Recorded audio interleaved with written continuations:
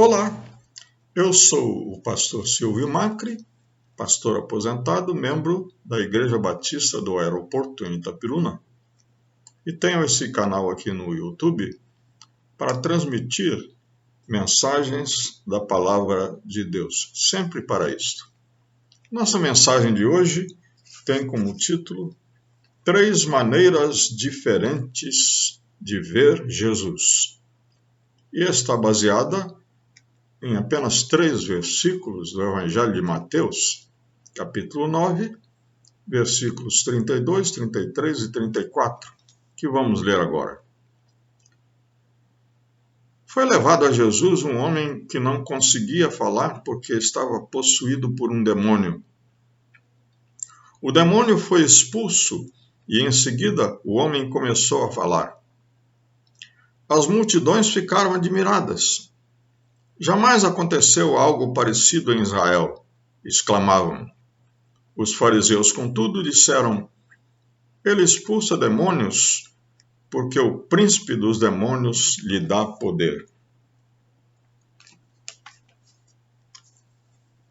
3 maneiras diferentes de ver a mesma pessoa. 3 maneiras diferentes de ver a mesma cena, de ver o mesmo acontecimento, ou de ver o mesmo fato. Sempre acontece assim. 2, 3, 4, 5 maneiras diferentes.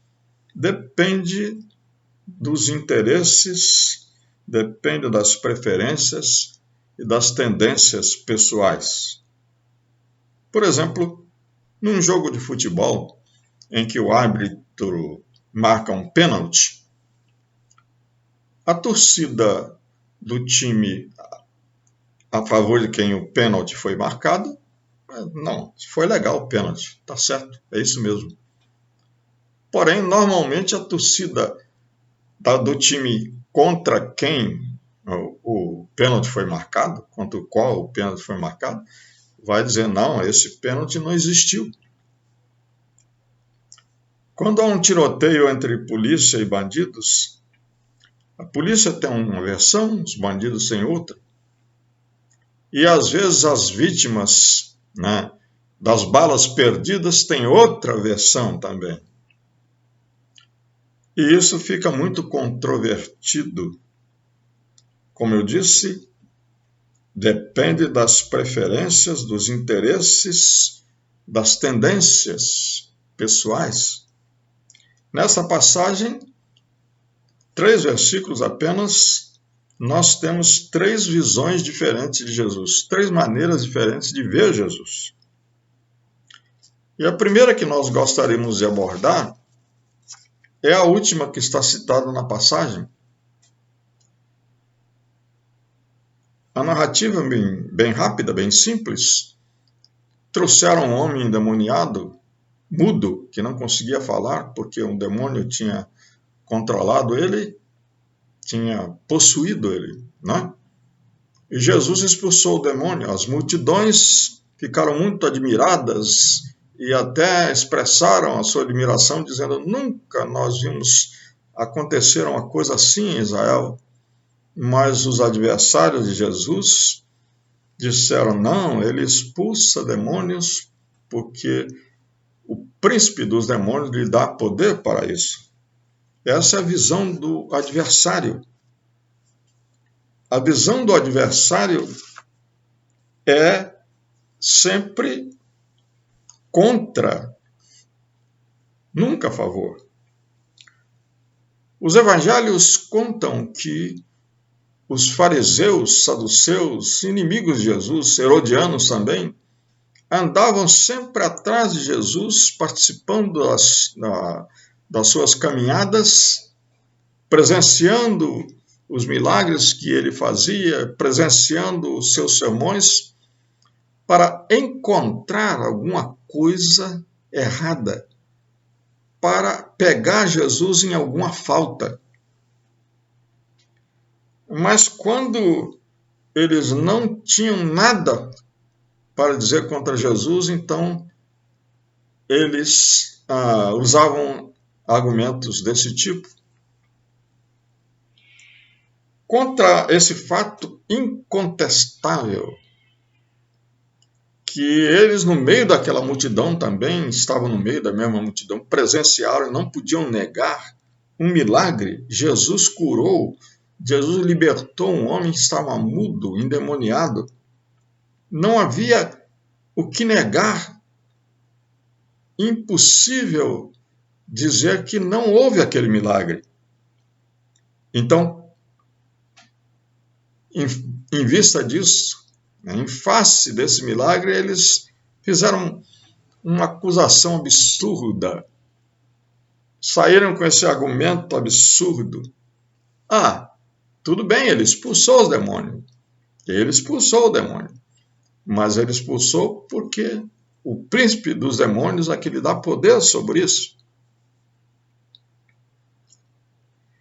Para o adversário de Jesus, Jesus é um alvo a ser destruído. Ele precisa ser parado. Na verdade, muitas vezes os evangelhos dizem que eles tramavam a morte de Jesus e finalmente conseguiram, até que o levaram ao governador Pilatos e conseguiram condená-lo à cruz. O adversário nunca vê nada de bom na pessoa a qual ele se opõe. Quando eu não gosto de alguém, eu acho todos os defeitos possíveis naquela pessoa. E se alguém fala bem daquela pessoa, eu busco argumentos contrários, nenhum argumento favorável a ela. É assim a visão do adversário. Os adversários de Jesus não pensavam nenhum bem a respeito dele. Os milagres, os ensinos, tudo que Jesus fez não tinha nenhum valor para eles. Mas nós queremos abordar aqui também a visão do espectador. A passagem diz que havia uma multidão ali assistindo. Aliás, os evangelhos dizem que havia sempre uma multidão seguindo Jesus. E o que aquela multidão fez? Primeiro, se admirou. Segundo, expressaram essa admiração dizendo: nunca nós vimos algo assim, algo tão maravilhoso e extraordinário. Então, o milagre foi praticado à vista dessa multidão, não havia o que contestar, mas o máximo que eles fizeram foi se admirar e expressar essa admiração. Para o espectador, Jesus é uma celebridade. Eles gostam de Jesus, gostam da figura de Jesus, gostam do amor de Jesus, do ensino de Jesus, do bem que Jesus faz às pessoas, mas não passam disso. Para essas pessoas, milagre é um espetáculo. Para algumas pessoas, um pouquinho mais. Hoje em dia, nós temos igrejas que se especializaram em oferecer milagres, solução de um problema familiar, de um desemprego, de uma doença, de um aperto financeiro. Então, essas pessoas vão lá, nessas igrejas, e quando tem o seu problema aparentemente, verdadeiramente ou não resolvidos, então elas ficam satisfeitas.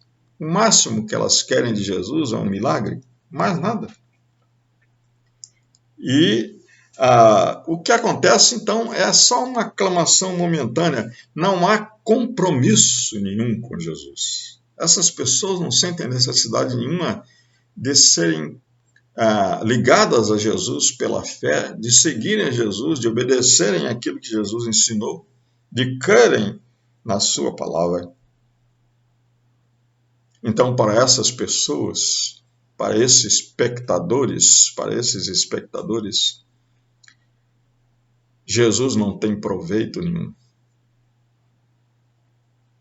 Não passa de uma satisfação momentânea, de uma admiração momentânea, de um benefício momentâneo. Mas nós queríamos falar também sobre uma terceira visão que nós temos aqui, porque nós falamos 3 maneiras diferentes de ver Jesus. Além da maneira do adversário e da maneira do espectador, nós temos a maneira do necessitado ver Jesus. E aqui nós temos um detalhe interessante, que outros levaram Jesus, levaram aquele endemoniado até Jesus. Eles viram em Jesus poder para libertar aquele homem do demônio, para curá-lo da sua mudez.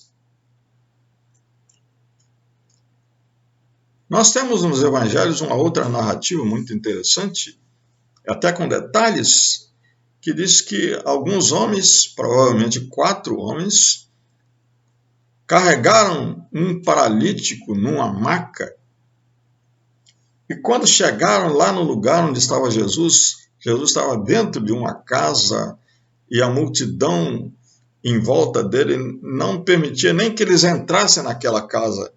E diz que eles tiveram a ideia de subir no telhado, na laje daquela casa.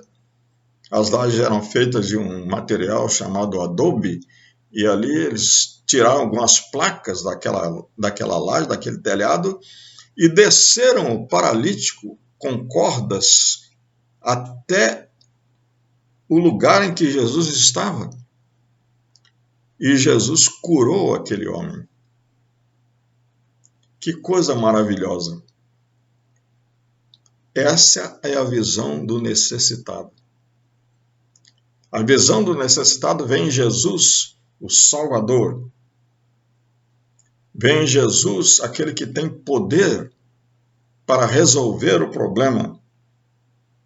Vem em Jesus, aquela figura da qual ele mesmo expressou em Lucas capítulo 4, citando o profeta Isaías, e nós vamos ler para vocês aqui o que ele falou, os versículos 18 e 19 do capítulo 4 de Lucas. Ele diz assim: O Espírito do Senhor está sobre mim, pois ele me ungiu para trazer as boas novas aos pobres, me enviou para anunciar que os cativos serão soltos, os cegos verão, os oprimidos serão libertos.